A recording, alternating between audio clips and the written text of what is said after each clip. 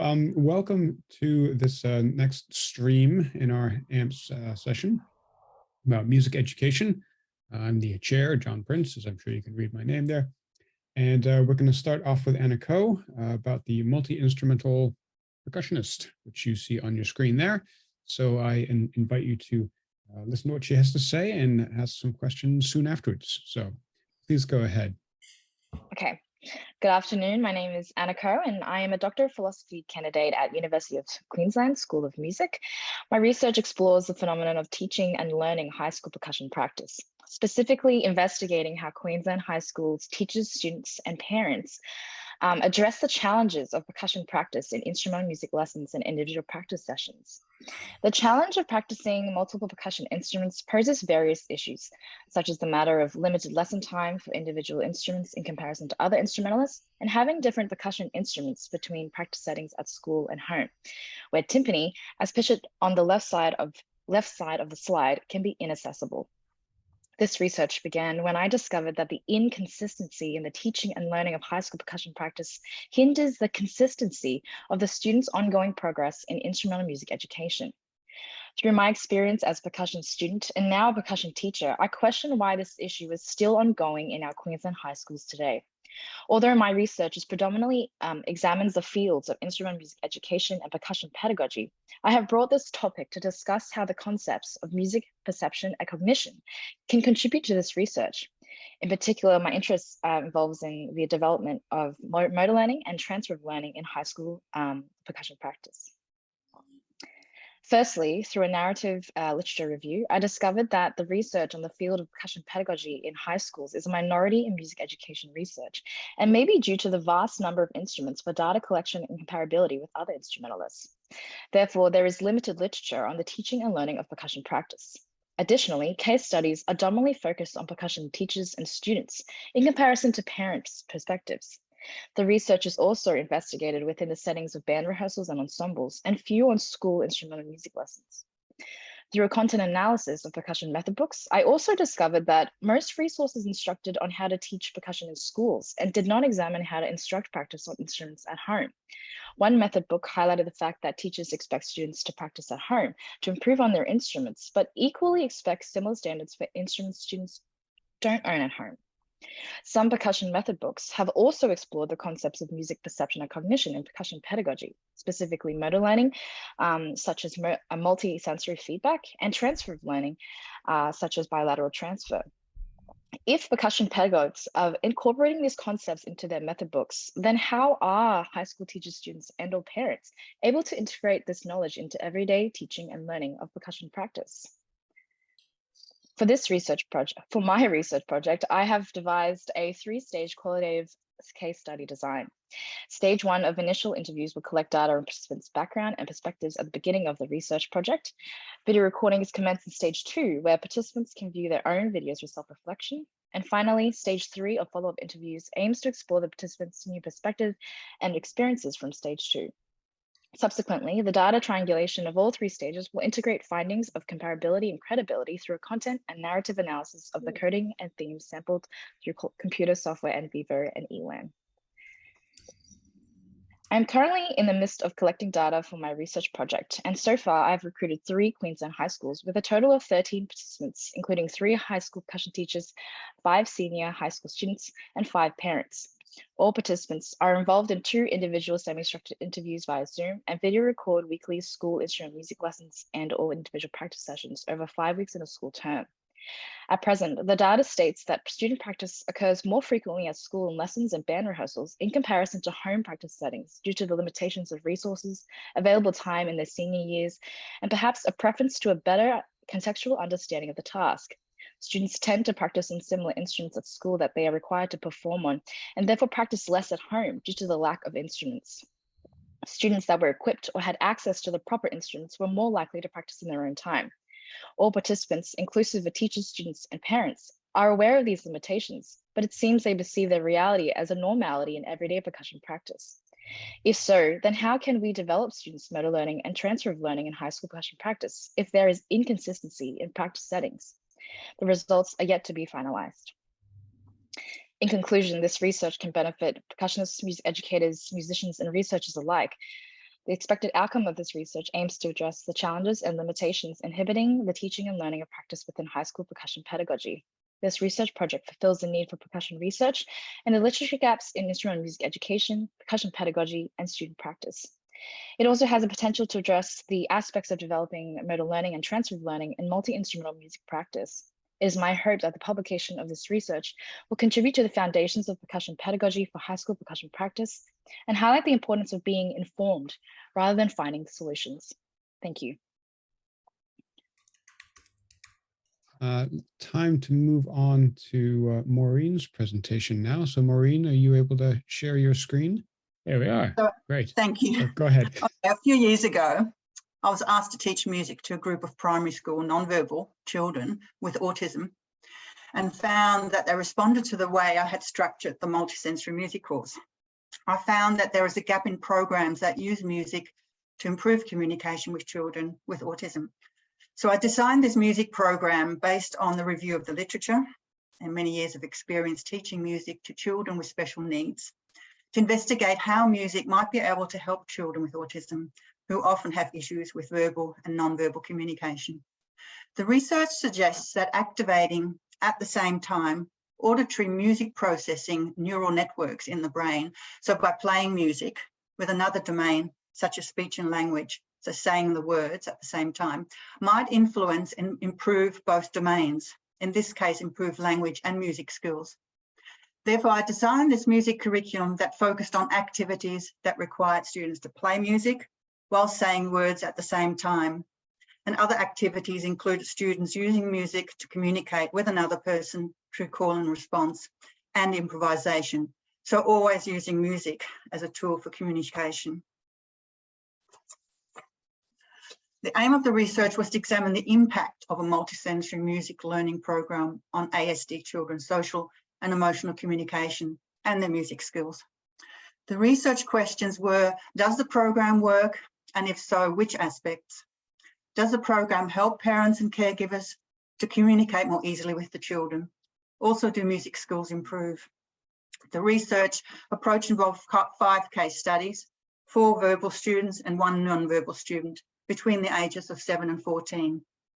And the students took part in weekly 45-minute music lessons over a period of 16 to 24 weeks. The next slide shows a short example of how I integrated music with language. So this video shows a 7-year-old student learning the drumming activity, Hello, How Are You, that every student in the course played at the start of the class. Firstly, I greeted the student by drumming and saying the words, Hello, How Are You? And then they replied by answering through drumming, I'm very well, thank you very much. And in turn, the student greeted me. And later on, they actually did the drumming without saying the words, communicating. This activity is also an important part of the course, which encourages the student to connect and communicate with the other person from the beginning, practicing communication skills. Hello, Elizabeth. Hello, Elizabeth. How are you today? How are you today?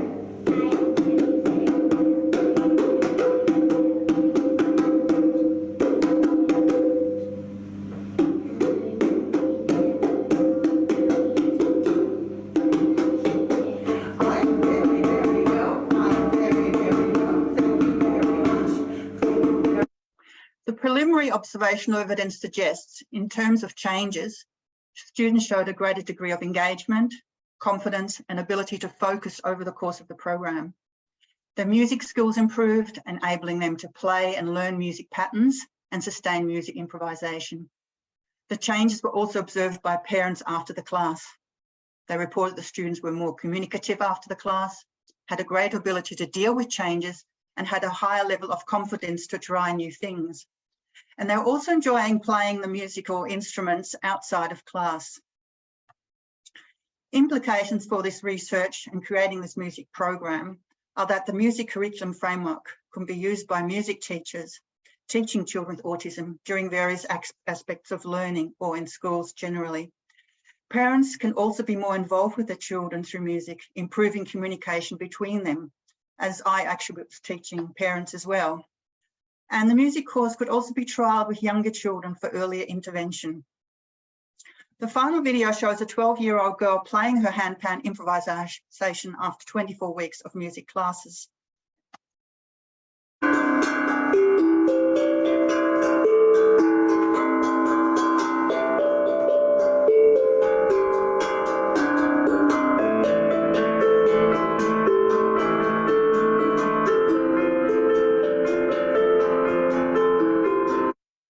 Thank you. Okay, well, it's time to switch over to Roger's presentation. So, Roger, are you able to share your screen? So this is about developing a computational assessment tool for performance by novices on a keyboard. This is part of the project that if you join the last session, you'll hear Anthony describe in some detail. So it was initiated by Jennifer McRitchie, together with myself and Kate Stevens. And Anthony's taken the lead role together with a piano teacher, Maddie Radnan and John Taylor, who are mentioned here. And this particular part of the project is simply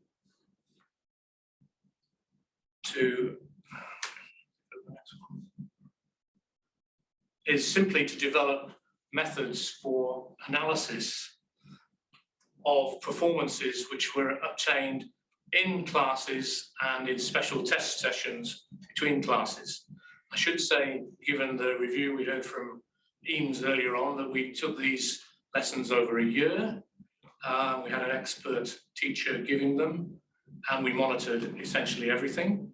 And we had both interview and performance tests after each of 4 blocks. I won't go into the design, Anthony will talk about that, but it included teaching both replication of melodies, which were heard orally, no notation, no teaching of notation. These were naive musical people with a fairly clearly defined criterion of naivety.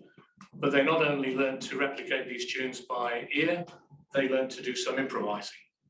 So on a keyboard with one hand, they learned to play the tunes, and then using 14 different fairly simple improvising techniques, they improvised on simple 3-note motifs that mainly they chose from the pieces that they were already learning, but in some cases they just made up for the purpose of the particular exercise. So all this was done with 2 different MIDI instruments, 1 a conventional electronic keyboard, 2 an iPad using the thumb jam interface, which is a visual representation of a slightly unorthodox keyboard. I won't elaborate on that unless anybody's interested.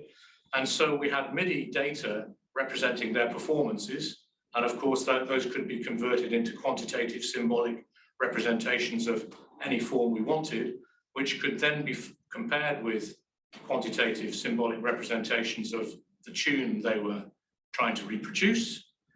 And then they could also be assessed for the improvising techniques which they were supposed to be embodying.